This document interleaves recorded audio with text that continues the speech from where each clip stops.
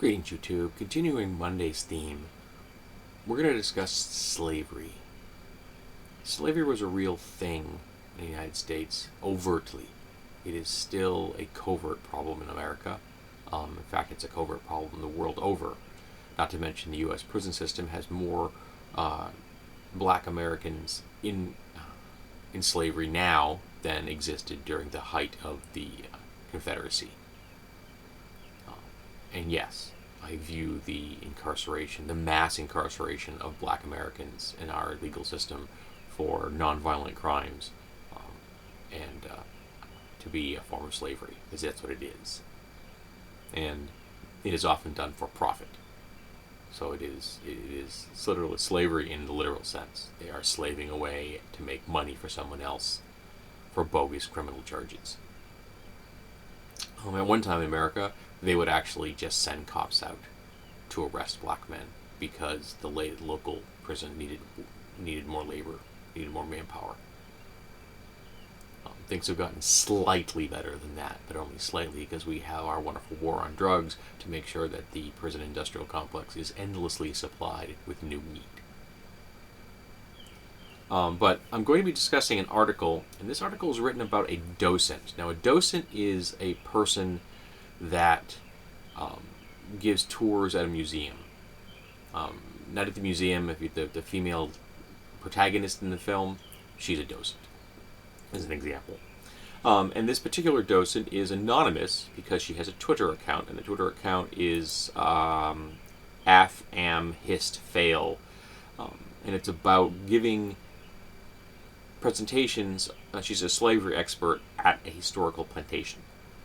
And so this Twitter account deals with the things that this person encounters on a regular basis. Now, there's an actual interview with this person, but I'm going to be talking mostly about the Twitter feed itself, because it's nice little nuggets. Twitter is wonderful for sound bites. There's no disputing that.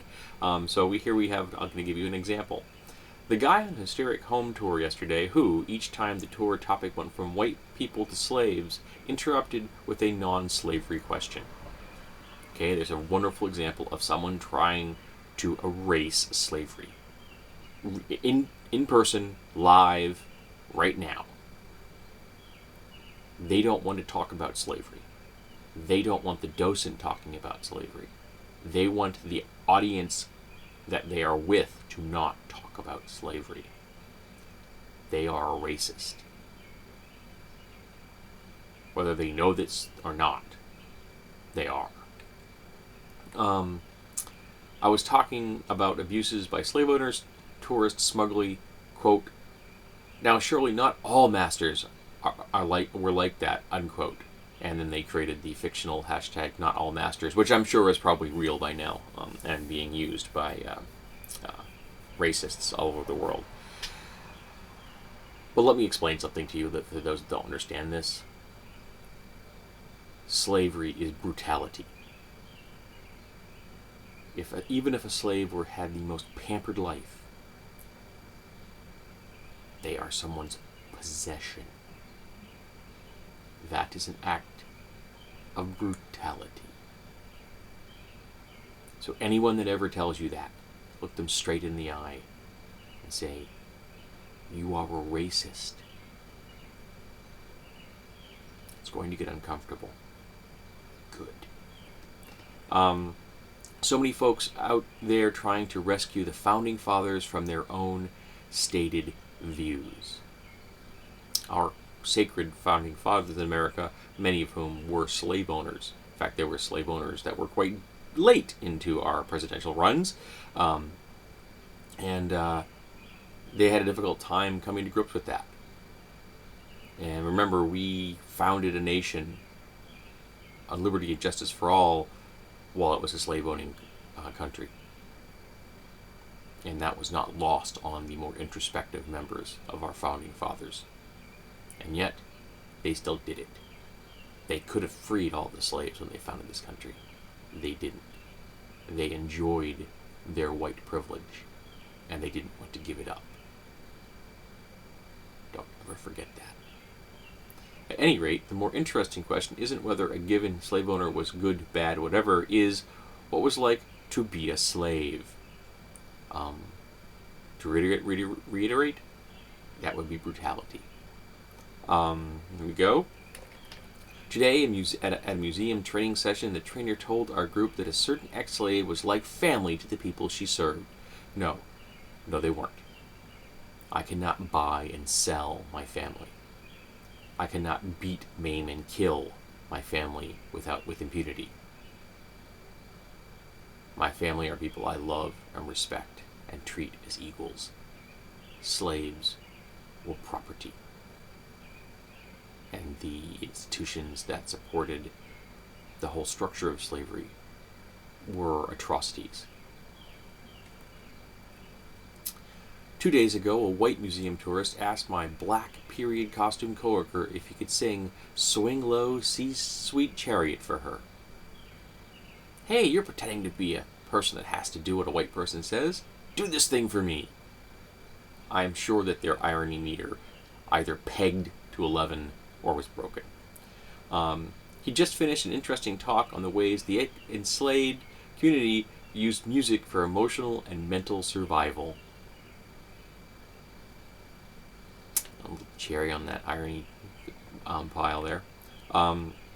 The one tourist in the group who missed the memo that the tours on slave life in Cleary wouldn't have come if they'd known. Again, ignoring our own history and not wanting to have that conversation because it's uncomfortable. She kept getting that trying to leave a party phase that whenever the tour topic veered from the historic house itself to the enslaved people there. Yeah, I can actually see that in my head. Tourists. You talk way too much about the slaves and not enough about the family that owned them.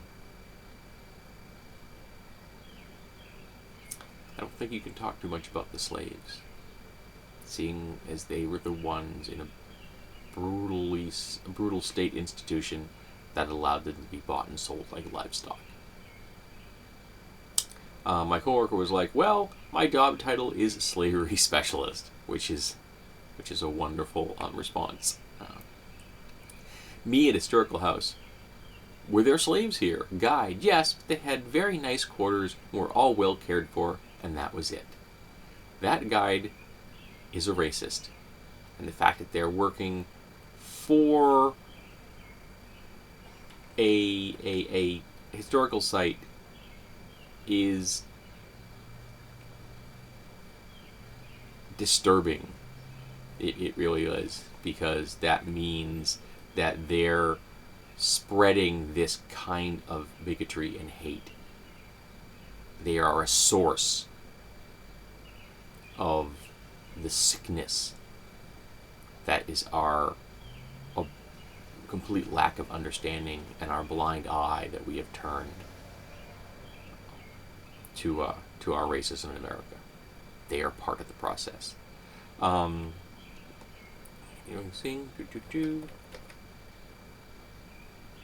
A second, the page keeps jumping around on me. See, the primary problem with slavery is not that your house might be bad, is that you are a slave. Yeah, you can live in, like I said, the lap of luxury, and it's still an institution of brutality. I told the group what the violent slave saw, and this is a quote, that was normal, she interrupted. No one thought anything of it. Well, maybe the white people didn't. And there you have it. Obviously, the white people in this tour didn't think of anything about it, and they're not going to think anything about it with an attitude like that. They're going to ignore it. I think I took them inside and started talking about the house, the furnishings. When I started talking about slaves, she took out her phone. Right then, when I finished talk about slaves, she put her phone away and looked up again, the second the sentence ended. Again, any distraction, anything to keep themselves from thinking about the historical context of the slaves and the institution of slavery that built this nation, and do not for a second think that America was not built by slavery upon its foundation.